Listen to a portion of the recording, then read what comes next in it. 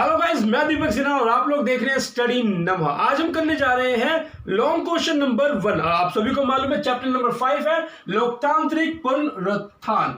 जो ये क्वेश्चन करवा रहा हूं ना, मोस्ट इंपॉर्टेंट है। 9 बार पीछे पेपरों में ये क्वेश्चन आ चुका है।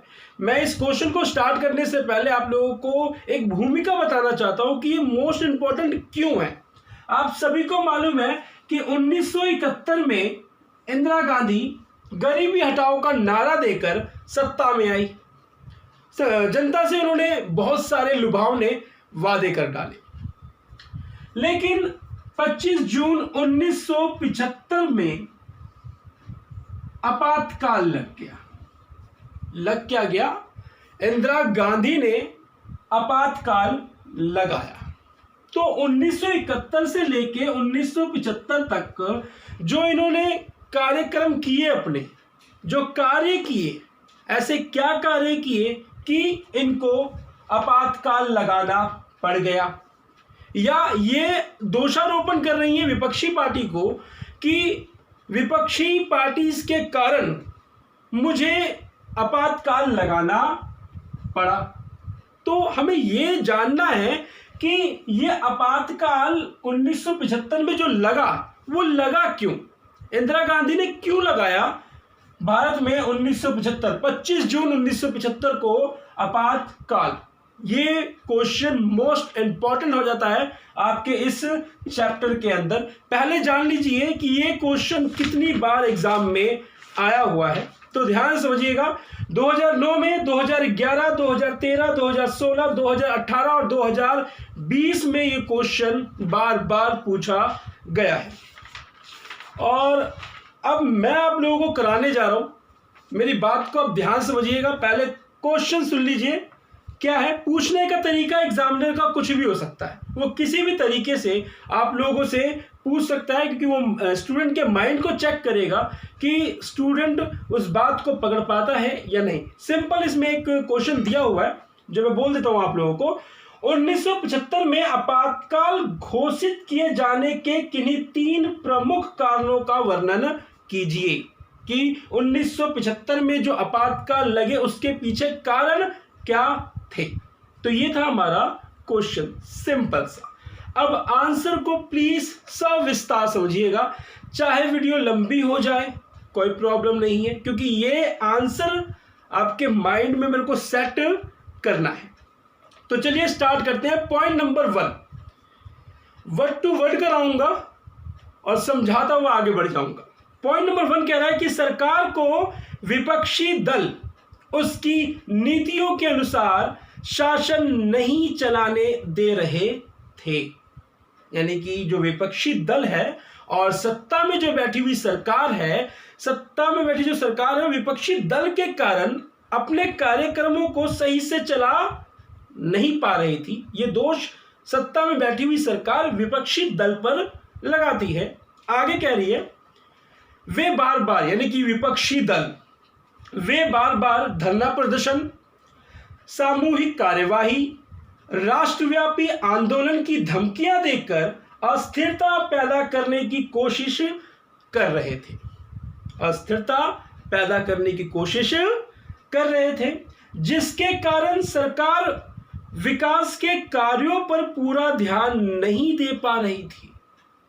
यानी कि इंदिरा गांधी की सरकार देश के विकास के लिए जिस प्रकार से कार्य कर रही थी, जितनी तेजी से कार्य कर रही थी, विपक्षी दलों ने उनका हाथ पकड़ रखा था। ना जी ना, बिल्कुल ना करो। ऐसा कांग्रेस की सरकार बोल रही है विपक्षी पार्टियों के लिए कि कांग्रेस सरकार विकास के कार्यक्रम में लगी हुई थी, लेकिन विपक्षी दल कांग्रेस सरकार को कार्य नहीं करने दे रहे थे। इसीलिए आपातकाल लगाना जरूरी हो गया था। यह है पहला पॉइंट। आशा करता हूं समझ में आप लोगों को आ गया होगा। दूसरे पॉइंट पे आते हैं। कह रहा है सरकार को सारी ताकत कानून व्यवस्था की बहाली पर लगानी पड़ रही थी। कानून व्यवस्था की बहाली, यानी कि कानून व्यवस्था को ठीक करने में सरकार अपनी पूरी ताकत लगा रही थी। इंदिरा गांधी ने शाह आयोग को चिट्ठी में लिखा कि षड्यंत्रकारी ताकतें सरकार के प्रगतिशील कार्यक्रमों में अड़ंगे डाल रही है। इंदिरा गांधी जी ने शाह आयोग को चिट्ठी लिखी कि मैं विकास के लिए कार्य कर रही हूं, लेकिन जो विपक्षी दल है वो षड्यंत्र रच रही है मेरे खिलाफ और मुझे कार्य करने नहीं दे रही है। आगे लाइन कह रहा है, और उन्हें गैर संवैधानिक साधनों के बूते सत्ता से बेदखल करना चाहती है। ऐसा कहनाम है इंदिरा गांधी जी का, जो चिट्ठी में उन्होंने शाह आयोग को लिखा कि जो विपक्षी दल है वो गैर संवैधानिक साधनों के बूते मुझे सत्ता से उखाड़ फेंकना चाहती है। इसलिए कारण बना आपातकाल लगाने का। 2 पॉइंट हो गए, आशा करता हूं आप लोगों को समझ में आ गया होगा। पॉइंट नंबर 3 कह रहा है कि आपातकाल लगाने का सबसे बड़ा कारण था आर्थिक संकट, जो 1972-73 में 1972-73 में 71 में इंदिरा गांधी गरीबी हटाओ का नारा जनता से लुभावने सपने दिखाकर सत्ता में आई थी, तो अपना कार्य कर रही थी। तो 1972-73 में अनाज की असफलता और 73-74 में तेल के बढ़ते दामों के कारण पैदा हुआ था। ऋण लेने के बावजूद भी देश महंगाई से बाहर आने की स्थिति में नहीं था। तो ये तो सरकार की कमजोरी है ना, कि सरकार सही से देश को नहीं चला पा रही। तो इन्होंने कारण बताया कि ये कारण है आपातकाल लगाने का। अब आ जाइए पॉइंट नंबर 4 पे। कह रहा है रेल कर्मचारियों की हड़ताल, गुजरात में नवनिर्माण आंदोलन और बिहार आंदोलन के कारण कांग्रेस गुजरात में हार गई थी। यहां पे रोकना चाहूंगा, हार गई थी। देखो, आंदोलन तभी होगा जब सरकार से जनता खुश नहीं होगी। अगर सरकार से जनता खुश होगी तो आंदोलन क्यों होगा? इतना तो आप समझते हो ना। मैं एग्जाम्पल और देना चाहता हूं, मगर मैं सोच रहा हूं वीडियो लंबी हो जाएगी। आगे बढ़ते हैं। कह रहा आगे इसकी लाइन में कह रहा है कि जेपी आंदोलन के परिणाम स्वरूप सभी दलों ने एकत्रित होकर एक अविश्वास प्रस्ताव पारित किया, जो कि 1975 में आपातकाल का कारण बना। भाई, विपक्षी दलों को लगेगा कि सरकार में जो बैठी हुई सत्ता में बैठी हुई जो सरकार है वो शासन व्यवस्था को सही से नहीं चला रही, तो अविश्वास प्रस्ताव उनका नियम बनता है कि वो पेश करे। वो अविश्वास प्रस्ताव पास हो या फेल हो, ये तो बात की बात है, लेकिन पहले प्रोसीजर तो ये है ना कि अविश्वास प्रस्ताव को पेश किया जाएगा सरकार के खिलाफ। विपक्षी दलों ने अपना जो काम करना चाहिए, जो उनका कर्तव्य है, वही काम उन लोगों ने किया, लेकिन ये कारण बना आपातकाल का। अब आ जाइए पॉइंट नंबर 5 के ऊपर। 1971 में इलाहाबाद, ये 1 मार्क्स में पूछा जा सकता है, याद रखना।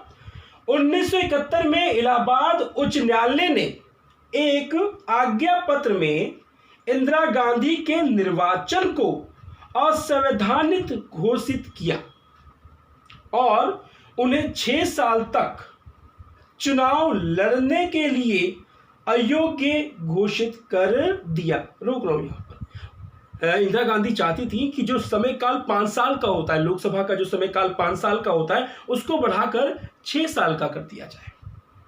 ऐसा वो क्यों चाहती थी? वो इसलिए चाहती थी कि उनको 1 साल का समय और मिल जाए, कि जो गलतियां मेरे से हो गई हैं उन गलतियों को सुधार लिया जाए। लेकिन न्यायालय ने इस फैसले के खिलाफ अपनी सुनवाई दे डाली। आगे कह रहा है यह आदेश घातक साबित हुआ और नतीजन आपातकाल की घोषणा की गई। यानी कि देश के अंदर इस प्रकार की समस्याएं उत्पन्न हो रही थी इंदिरा गांधी यानी कि सरकार कांग्रेस पार्टी के का कहनाम है कि इस तरीके की गतिविधियां हो रही थी जिसके कारण आपातकाल लगाया गया। ये 5 पॉइंट थे, मैंने 6 पॉइंट और ऐड किया है क्योंकि प्रीमियर के सैंपल पेपर से आप लोगों को करवा रहा हूं और 4 से 5 जगह ये क्वेश्चन दिए गए हैं और आंसर बिल्कुल सेम है। मैं आप लोगों को बार बार भी कह रहा हूं कि इस क्वेश्चन को घुमा कर पूछा जा सकता है। अगर मैं कहूं तो क्वेश्चन नंबर 27 आंसर सेम है इसका। मैं 27 का भी बता दूं क्या पूछ रहा है ये क्वेश्चन।